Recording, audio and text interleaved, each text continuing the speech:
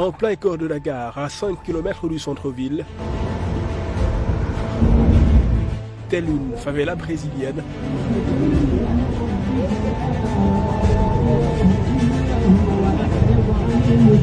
l'anarchie règne en maître. Ici, c'est Colobane.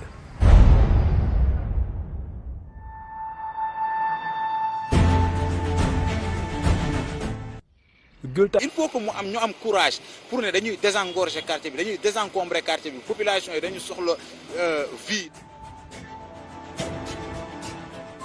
Harriet Dioum vit à Colobane depuis près de 5 décennies. C'est avec beaucoup de peine qu'elle assiste impuissante à la dégradation de son espace de vie.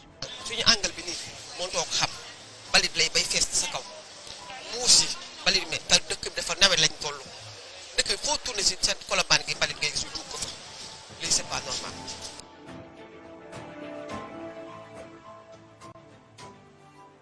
hôpital de la solidarité islamique bi nekk fii di Alfala pour dire vrai da ngay jël sa malade yóbbu ko foofu noonu def ko ci oto soo buggee ñëwaat ci koñ bi à 2 pas tu es obligé nga dem ba rond-point Colobane jaari sur la rue 48 quelque chose comme ça pour mën a def tour pour mu ñëwaat sa biir quartier mais loolu c'est inacceptable pour lan ay nit ñoo xam ne ñoo ñuy imposer seeni loi ñun ñu war ko accepter pour lan du mënta nekk.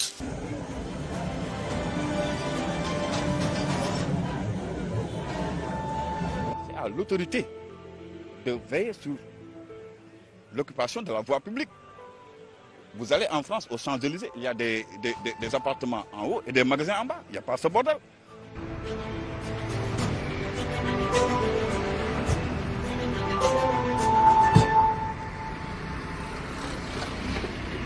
À la tête de la municipalité depuis 2022, Abdoulaziz Paye estime qu'il est impératif d'agir. Le maire de la commune mène alors des opérations de désencombrement visant à libérer les espaces illégalement occupés.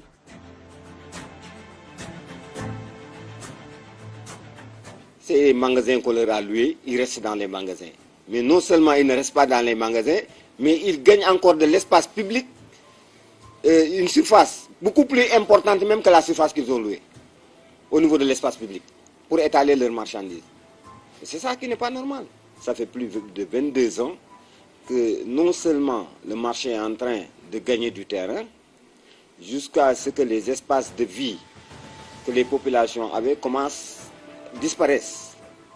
Donc par rapport à ça, moi, maire, en tant que je suis mon conseil municipal, avions dans notre programme de développement communal pris l'engagement auprès des populations de pouvoir leur remettre un cadre de vie adéquat. Nous étions dans le même sillage que l'État central du Sénégal, qui avait initié un vaste programme quand même national de désengorgement et de libération des artères au niveau des marchés. Et donc sur ces entrefaits, nous avons saisi l'opportunité. Une opération de désencombrement auquel a participé Barama, délégué général du marché Colobane. mooy taabal yi fa nekkoon yëpp moom dindi nañu ko ci 2 jours yooyu amoon na tuuti sax coow ndax man bu mu bëgg ñu laal kenn wante tamit da ngeen nangu ne marché bi àggoon na foo xam ne si tamit nit ñi dañoo demoon ba jël territoire bi bàyyi territoire bi ñëw jël tëli bi te ñun nag mënu ñoo nangu wala ñu cautionné kuy baara tëli di ci jaay. Les populations riveraines y voient le début de la concrétisation d'un vœu cher, résultat de plusieurs années de lutte. Mais leur satisfaction sera de courte durée. Alors que la tension monte, le Premier ministre annonce une visite à Colobane. Le vendredi 29 à minuit, personne n'a entendu parler de Colobane. Et on a enlevé à peu près plus de 500 tabliers là-bas. Le samedi, personne n'a entendu qui que ce soit à Colobane. Nous avons continué nos opérations. C'est à partir du dimanche qu'on a commencé à avoir le problème avec l'intervention du Premier ministre qui était venu voir. Et d'ailleurs lui-même, en étant sur place, il a bien dit, bel et bien dit que ce que je vois devant moi là, c'est anormal, il faut l'enlever. Le Premier ministre a bien tranché et ensuite il a donné des instructions à son ministre de l'Intérieur. Ce qui me fait mal, moi, un Premier ministre qui donne des instructions à son ministre, nous avons une réaction, nous avons une Sénégal. Entre-temps, l'encombrement a repris les mêmes airs. Retour à la case départ. li ma gën a naqari mooy li ñu dindi woon ba mu deñ ba pare ñu accepté ñoom nit ñi di fa tegaat parce que tali ñoo ko moom mais les trottoirs c'est réservé aux piétons. Du côté des populations, la déception est grande. Leur relation avec les commerçants de Colobane se dégrade de jour en jour. Maintenant, nous leur disons que nous ne pouvons plus arrêter les jeunes et que maintenant cette confrontation est inévitable. Parce que désormais, on ne permettra pas à qui que ce soit marchand, que ce soit autorité, de venir agresser notre cadre de vie et qu'on laisse faire. Et puis je dis que nous sommes des légalistes, on attend les autorités. La situation s'aggrave. Le maire n'a assuré aucun suivi. Nous allons prendre nos responsabilités. Nous allons restaurer notre cadre de vie et tout ce que cela demandera comme sacrifice, on le fera. Les autorités, ku ci artuwul di nga artu te suñu njaboot am na fu ñu toll foo xam ne fii seen cadre de vie dafa détérioré wu kon ñoom les autorités compétents nañu taxaw ci li ñu war a taxaw def li ñu war a def parce que ku artuwul di nga artu.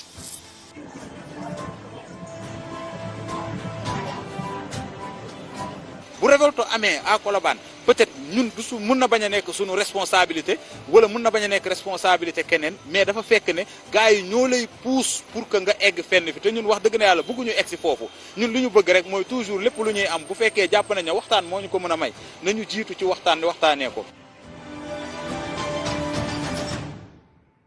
Mais l'encombrement n'est que la partie émergée de l'iceberg, l'arbre qui cache la forêt. Le lieu de négoce génère plusieurs millions de francs CFA chaque mois. À régler des problèmes tels que l'insalubrité et l'insécurité. Seulement, l'organisation fait défaut. Pour se voir confier la gestion du marché, les commerçants s'entre-déchirent. Des accusations de détournement surgissent tous les jours, comme cet après-midi où des membres de l'actuel comité de gestion ont organisé une conférence de presse pour dénoncer un scandale financier supposé. Pendant 15 jours, le président et son trésorier général, sans l'aval du bureau, sans l'aval de personne, ils ont allé au niveau de la FODEM pour récupérer ces retraits-là pendant 3 fois. Ils ont récupéré 3 millions, 4 millions, 3 millions, plus 500 000. Il ne reste que là-bas que 22 000 francs. Donc, où se situe le problème? Est-ce que c'est le comité de gestion ou bien c'est le président du comité de gestion avec son trésorier? Des allégations que le trésorier du comité de gestion du marché réfute catégoriquement. xaalis bi ñu wax dañ ko randal loolu c'est faux loolu ñun comité de gestion bi bees bi ñoo jël xaalis bi yóbbu ko PAMECAS parce que PAMECAS yi nekk si kaw nii ngeen di tim PAMECAS moo ñu ko jëndal ñu xam ne PAMECAS boobu moo ñu amal njëriñ ñu déplacer xaalis bi yóbbu ko PAMECAS moo tax maire bu ñu ko laajee dañoo jëlal xaalis bi yóbbu ko mairie te ñoom lu ñu luubal maanaam tribunal lay leeree ku def 13 ans fekk fi 7 millions 40 000 nga def fi 13 ans bàyyi 8 millions 500 ñun ñu def fi 15 mois liggéey 23 millions sama gars yi ñu may déglu nañ utiliser suñu xel yi. mais pour mu leer li ñu denc pour marché bi nañ ko investir ci marché bi nañu wax nañ ko am nañ ay appel d'offre ñu def am nañ commission am na ñu jox da jox li ñu njëkkee mooy buntu marché bi sécuriser marché bi pare bu ñu paree dem ci sécurité ak salubrité waa Colobane waa marché bi duñ ay noonu waa quartier bi ñoo bokk ndey ñoo bokk bàyyi ba ñun préparé wu nañ def ay journée de réflexion oo ci ñëpp ñoo xam ne ci autorités yi nekk ci commune bi ak état bi ñoo fekkee maanaam journée de réflexion bi pour ñu xool na la ñuy bokk parce que am kii mënul dem riverain mënul dem sans commerçant mu dem sans riverain. La municipalité, elle, et estime avoir fait son devoir. Nous avons mis un...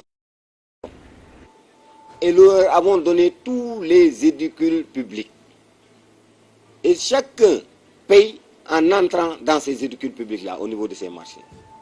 Et cet argent-là devrait servir non seulement au nettoiement, mais aussi à l'entretien, à l'éclairage public et à la prise en charge des questions sociales au niveau de ce marché-là.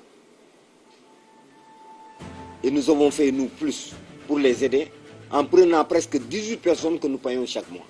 Donc il suffit que le comité de gestion s'organise davantage et que je crois que ce problème-là est déjà derrière nous. Pour venir à bout de ces problématiques, la mairie de Fass Gueule Tapée Colobane dégage plusieurs pistes de solutions. Nous avons un projet sur lequel nous sommes en train de travailler et que nous avons finalisé toutes les études techniques afférentes parce que nous voulons transformer la gare routière de Colobane en gare marchande. C'est-à-dire laisser la gare routière subsister, mais travailler en hauteur pour que les véhicules puissent continuer à faire le transport urbain des personnes, mais aussi qu'il y ait en haut un centre commercial avec un accès au niveau du pont de Colobane. Ce qui permettra de densifier davantage le trafic de transport, augmenter le chiffre d'affaires des transporteurs qui sont sur place, mais aussi de donner aux usagers la possibilité de descendre au niveau de la gare routière, de prendre les escaliers, d'aller faire le rachat, redescendre, reprendre le bus et repartir. Que l'État me met à disposition 2 milliards de fonds d'investissement pour régler le problème de Colobane de façon définitive. Et je puis vous assurer qu'au bout de 18 mois, on ne verra plus d'ambulants à Colobane. En attendant de voir ces suggestions prises en compte un jour, les activités continuent de tourner en spirale et en totale anarchie. Dans ces conditions, la modernisation immédiate du marché Colobane s'impose, au risque d'assister à une réelle implosion.